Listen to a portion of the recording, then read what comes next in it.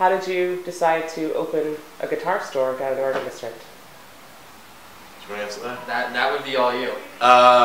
You know, I've been buying and selling guitars and things like that all my life, and I was supplementing my income a lot by like Craigslist, eBay, auctions, things like that. And I drove down the street one day and there was a for rent sign on the door, so I called him. I didn't plan it, I just did it. Which then, where I came in, he walked in. We lived together at the time, and he walked in one night. Just like, hey, you know, how was your day, sort of thing. And he's like, well, we're opening a music store, so you know, be ready. Okay. It was literally that spontaneous. Actually, I have a business partner, and he and I had talked for a long time about doing something, and we come from two different worlds, really, you know, and you know, we tossed around some ideas, and neither like it. We really couldn't come up with a scheme together that we both knew well enough to feel like we could succeed. So like it was kind of like, well, let's talk about what you do well and what I do well, and you know, from there I just, you know, we talked about what I was doing as far as, you know, because we worked together as well, and we talked about what I was doing as far as you know, like supplementing my income and doing things like that, you know, and I kind of showed him the things that I was doing, and he talked about his past experiences too, and we had shot the shit about it for probably 2 years, not about opening a guitar store per se, but just doing something, you know, in the community and doing something a little different. And you know, I saw the sign on the door, and I called him, like, dude, let's just do this. So you are a resident of Dayton. You've been here? Yeah, I live up Wayne. Okay. You've lived here for how long? Your whole life? Well, I've lived in in an area my whole life, okay. but I've lived in the city of Dayton for like the past 5 years. Maybe longer Yeah, than about that. 5 years. Okay. So the idea for a guitar shop was just because you like to buy and sell guitars, or do you play? I play as well, Uh-huh. and you know, I was that guy that scoured Craigslist every day, like, oh, there's a $500 guitar for $75, but it's broken. I can fix it and sell it for $300. Okay. You know what I mean? So, you know, I did things like that, and then it just, you know, it kind of snowballed from there.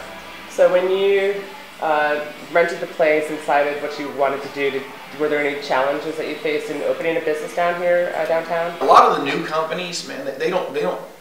You know, you got your so-called like American companies who are building, as far as I'm concerned, you know, guitars and inflating the prices.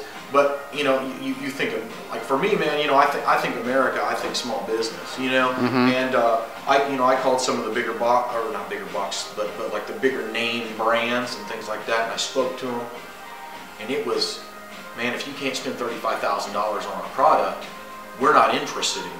And I even tried to come up with other scenarios, because some of these brands carry like like derivatives of their brand. Like, you know, just a more affordable part of the brand, or they own different, for example, Fender owns Guild and Gretsch and all these other different companies, you know, and I said, well, okay, you know, you don't want me to carry, you know, product X. What if I carried this product? No. Yeah. Not unless you can spend $35,000. Well, what if I carry your accessories? Your brand? No, not from us. We have like wholesalers that we sell to, who you can buy at an even more inflated rate. Basically, middlemen who sell it Yeah, for $1 less than we can sell it in the store. Yeah, exactly. So that's been a challenge. But you know, we found people that work with us, and you know, I do enough buying and selling to where we refurbish, you know, instruments. We get refurbished instruments. We do have you know, new stuff. We have a lot of new stuff, actually, because you know, I mean, I guess you could say con some of these people into doing work with me. Like, well, what if I give you, you know, like, let's say they want me to do a $5,000 or $10,000 buy-in. I say, well, what if I give you a quarter of that now, and you send me 30% of the product, and I commit to the rest over the period of a year. You know, and a couple of the companies, they got some really good sales guys, and they did. You know, and they did, and they took a chance on us. But it was a struggle. You know what I mean? I have to convince these guys that I'm a legitimate. And originally, when we had talked about doing it, I talked about doing like selling some used furniture in here too, and they don't like that. the guitar companies there. Okay. Like, you're either a music store or you're not. So you've had more problem with distributors of the instruments rather than the city of Dayton. The city of Dayton has It's been been so kind with us. Okay. I mean, Downtown Dayton Partnership goes out of their way to, you know, if I send, you know, like Kristen Wicker an email that says, hey, this day we're doing this, boom, she blasts it. You know what I mean? You know, the Oregon District, they've been great to us. The whole city. I mean, I just feel like, you know, I grew up poor and like, you know, I'm kind of white trashy. You know, that it just is what it is. You know what I mean? And to me, you know, you see people opening businesses and you think that that's, how do you get there? Is that's such a challenge? You've got to climb mountains. And I'm telling you what, like a couple hours and a few bucks with the city, and I had a business license, and it was just, it blew my mind how easy the city made it for us to open the business here. You know, Great. and how supportive they've been. You know what I mean? So. That's great. And then even outside of just the actual city being supportive, all the people down here that we were in here for maybe a month, just renovating the building, getting everything together before we opened, getting everything on the wall and doing that. And the minute we opened, literally 12:01, there was already someone in that bought something because they had seen it in the window, and so many people had come in while we were renovating and asked when we were open, when we were ready, and just so much of this, you know, we stay open late on the weekends because there are Canal Street, Oregon Express, Blind Bob's, Tumbleweed, all these places with bands, and everyone is so quick to come in, and it's a combination of being convenient for them that there happens to be a music store 10 feet away that has everything they need, and just the fact that everyone's been really supportive about, you know, wanting to stick with the mom and pause aesthetic and wanting to come in here and just really wanting to give us their support. So we get people that actually come in and will flat out say, I don't buy guitars, but I just really like that you're down here and we really like that you're around, and they'll buy just like a pick or something just to say that they support it, just because everyone really wants to help out. That's great. That's great. So what are some of the instruments you have here? I know we talked about the piece that's out in the front, and that's just that's strictly an art piece, right? That is, we get a solid amount of people that ask us if it is playable, though. There's a lot of people that, you know, hey, does it play? Does it work? Can I play on it? And it's strictly an art piece. And the cigar box guitar, did one of you, do you guys build instruments or you repair them and sell them? We do a lot of repairs, but we're also very keen on local people that do building to bring in. Our tech, who does the brunt of our guitar repair and amp repair, his name is Jeff Newell. Phenomenal. And I actually met him through Craigslist. I went to his house to buy an amp he was selling, and his basement is probably damn near the size of this store, and literally just guitars he's built from scratch, amps he's built. So anyone like that, there's a gentleman who actually brought in the cigar box that he built it locally and asked if he could sell it in here. He's brought in a few. We've got a guy that built these two acoustic guitars up here. They're right next to the green one up top. Okay. And he actually goes to local auctions and he buys the flooring from historic Dayton buildings. And those are actually both built out of the floor of the old Huffman School.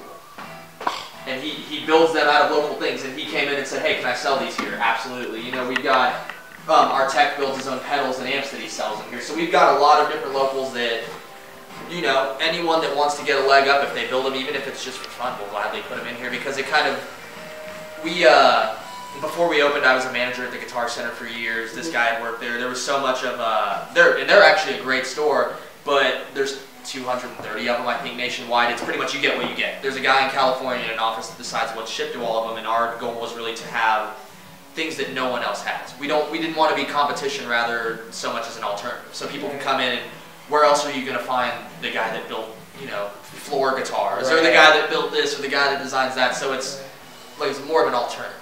Yeah, people have asked me a lot about like competition, because there's so many music stores, and frankly, there's a music store you can walk to in 30 seconds over here, and like I don't want to compete with anyone. You know what I mean? Like, people say that like competition, you know, that's you know, that's the American way. We're capitalists, but I really don't want to compete. So aside from the things that I have to have, like strings, I go to every single music store in Dayton for the most part, and go inside and I see what they have.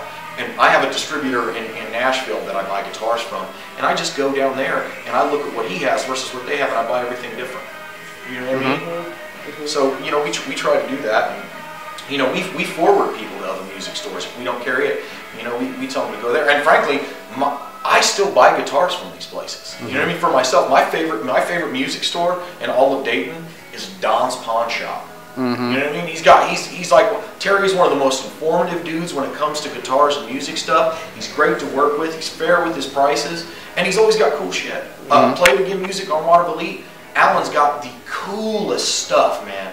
I mean, stuff like, I swear to God, this guy has got like a vault, you know, in the center of the earth with the shit that he has. I'm like, you know what I mean? And he's the most knowledgeable guy ever too. We'll recommend, like he said, we'll recommend people to other places, and that's the first place. If someone brings in, he specializes in a lot of like really antique vintage stuff, and someone will bring in this unmarked guitar from like 1950 that has no marking, no serial number. In the first place, I'll tell them, like, you might want to go to Alan. He's just like fountain of knowledge. Yeah. And we'll even get calls from other stores that do the same thing for us. I've gotten several calls from other stores where they'll say, hey, you know, this guy's in here looking for this. We don't have it. Do you?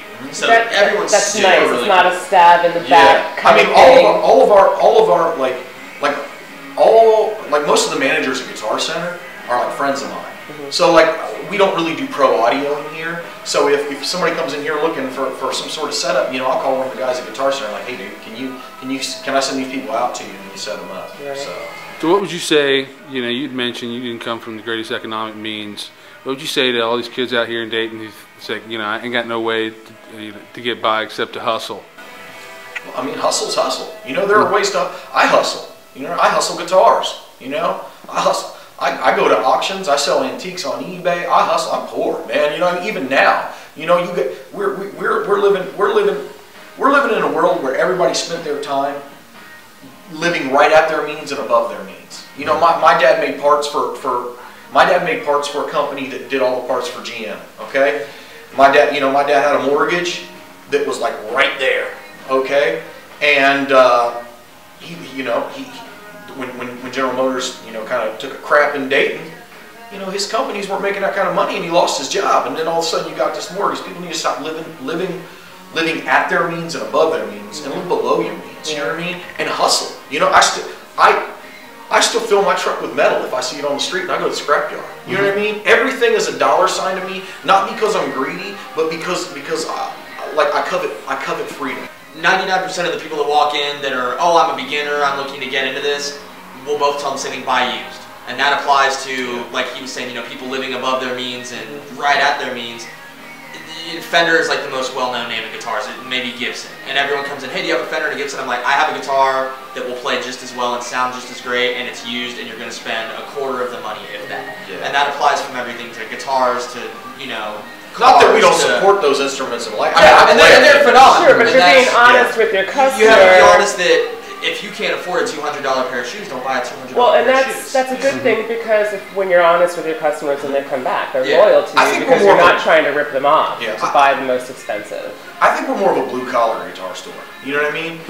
I mean, you come in here sometimes, you'll see a $2,000 guitar, but for the most part, I like to get guitars and buy guitars and fix guitars that I know I can sell to somebody, and they're going to enjoy it, they're going to play it, and it's going to get used instead of put in a case and stared at. Not that, I mean, I got guitars like that. I love guitars, but at the same time, you know, you can only sell so many $2,000 guitars. Well, and look at where you are geographically. You could have a $2,000 guitar hanging on your wall like a museum piece, because nobody around here can afford that anyway. I mean, few and far between, right? And then the scene down here is so much of that like DIY punk rock vibe, where even if you're like an indie rock band or a folk band or whatever, you look at 99% of these guys' things, and the amps are beat up, the guitars are beat up. They're people that have much more of a love of the music, that they want to go out there and have a few beers and toss stuff around and just have a blast and have a fun live show. And so, you know, why is that guy going to spend $2,000 on a pristine guitar when he can buy the $500 guitar that sounds great and just beat the crap out of it and have fun with it? They're, you know, to an extent, they are museum pieces, and some of them are beautiful works of art, but it's something that's meant to be fun. You know, fun's to be had with it. Right. You want to beat it up and treat it and give it a little character. Right. So when did you guys open the store? February 1st was, I think, our first day open. Maybe like January 29th. 2011. Last year. No. Oh, 2010. Yeah, so we're creeping on the 2-year anniversary. Okay. Wait, what are your hours of operation? We are here, Monday's our only day that we're closed. We're here from noon to 8 every weekday, and then Friday and Saturday noon to 10, and Sunday noon to 6. But Friday and Saturday, especially if there's a lot of things going on in the summer, urban nights, even like this month, the Boo and Brew, or I think they call it the Hop Fest now, St. Patty's Day, First Fridays, all that sort of stuff. If there's a lot of people out and about, we'll stay here as long as we need to. There's been nights that we've been here till 1 or 2 in the morning just because people keep coming in. If the light's on and the door's open, come on in. All right, great. We have a Facebook. If you just look up the first name ReCreate and the last name store, we're on there. And Okay. we always post if we're doing sales or when cool things come in the door, and when we have people coming out. First Fridays and Urban Nights, we'll have a lot of people come out and play outside, or we've had a couple of the local painters that have things in here on consignment have actually set up right outside and painted, and a lot of things like that. So we still try and, you know, keep in touch with people, put up when we have things, and just it's easy social networking. It's being social and reaching out to the community as opposed to just a website where you can see our hours and that's about it. All right, cool. Cool. Do you have any other questions? Get out there and hustle. Thank you guys very much.